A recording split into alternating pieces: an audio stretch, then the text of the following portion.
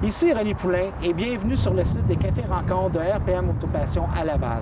Durant la saison estivale, nous allons rencontrer des fanatiques d'automobile qui vont nous parler de leur passion et bien entendu de leur véhicule. Sans plus tarder, je vous présente Michel Mathieu. Bonjour Michel. Bonjour René. Michel, avant de nous parler de ta voiture, j'aimerais ça que tu me parles un peu de toi parce que toi, c'est une question d'amour l'automobile.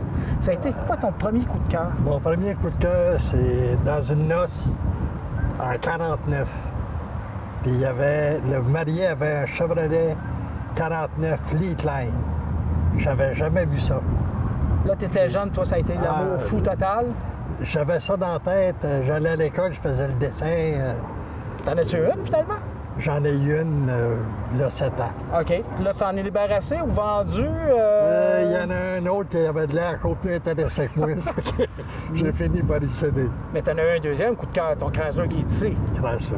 Comment c'était quoi l'histoire de celui-là? Ça, c'est mon frère qui avait besoin d'un auto pour l'été parce qu'on demeurait à Montréal, puis là, on allait au chalet.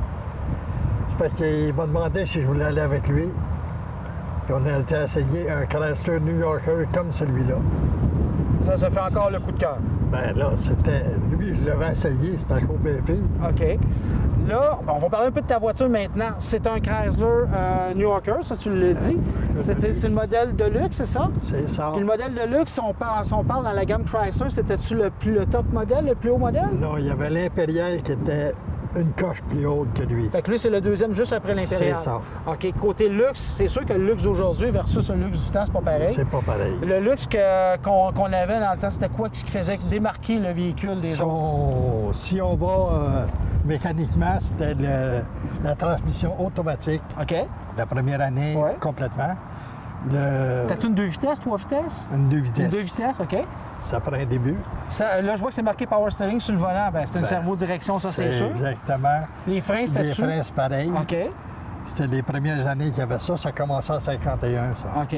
Et on parle de... Parce que je vois que le tissu, c'est du double tissu, de 2 tons. Oui. Même, on pourrait dire 3 tons. Puis il a l'air quand même assez luxueux. Y a-t-il d'autres choses qui se démarquent? Qu'est-ce qu'on peut voir? C'est justement le chrome qui va entre chaque sorte de tissu. OK.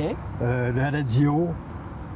Radio à lampe, j'imagine? À lampe. Qui est instantané, hein? Oui, il est avant de partir. Je sais que c'est un peu long, effectivement, dans le temps. Il y a une horloge électrique aussi qu'on voit. Oui. Appuie-bras. Appuie-bras, en avant, en arrière. Les deux. Ça, c'était Les rare deux. dans le temps. Alors, c'est vrai, là, on a oublié de parler, mais le radio, c'était un haut-parleur? 2 haut-parleurs. Un Avant-arrière. en avant, Le en grand arrière. luxe. Ah, C'était oui. vraiment le grand luxe. Il y a une affaire que je voudrais que tu nous parles absolument parce que c'est vraiment le fun. C'est ton système d'entrée d'air. Comment le ça système fonctionne d'entrée d'air, exactement? C'est un circuit direct avec une trappe qui est en haut. OK. Puis tu n'es pas obligé de quitter la route des yeux. Tu gardes le volant, puis tu mets le pied sur la pédale chromée. Puis c'est une trappe qui s'ouvre en avant, puis La c'est trappe direct. se roule, puis c'est direct. Ah, OK. OK, on va parler côté moteur maintenant. Côté moteur, bien, tantôt, on a parlé du V8 du temps, mais c'est un moteur assez spécial. C'est la première, dans les premières années Du EMI. du EMI. Parce que souvent, les gens parlent que le 426, c'est le hémisphérique, c'est à Ouais, partir mais de là. Tout Mais le monde dit ça, mais ça a commencé à 331. c'est un 331 pouces cubes, 331 hémisphérique. Développait combien de chevaux à peu près? Dans ces années-là, 245. 245 chevaux. Oui. Si on voit sur le capot, j'ai remarqué que tu avais un alternateur et un générateur. Ouais, là, ça, je pense qu'il y a une tricherie à quelque part qui se fait C'était là. une modification. OK.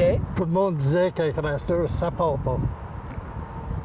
Quand il était chaud. Ah, c'est quand il était chaud le problème? Ben oui, c'est ça. À cause du moteur émis, trop de compression, Trop de j'imagine? compression. OK. Ça fait que le propriétaire qui l'avait, il a fait changer ça, lui. Il a fait mettre 2 circuits. OK. Un circuit 6 volts pour tout, Toute l'électricité complète, comme c'était dans le temps, plus le 12 volts, j'imagine, pour démarrer. pour démarrer. Avoir plus Qui d'électricité. tourne plus vite, qui peut tirer son gaz puis démarrer plus facilement. Puis tu me la vends-tu ou tu la gardes? Je la garde. Ah, c'est Celle-là, malheureux. Ben, c'est tout le temps qu'on a pour toi, malheureusement, mais j'espère qu'on va se revoir parce qu'il y a d'autres véhicules à nous présenter. Et on se revoit avec d'autres fanatiques très bientôt.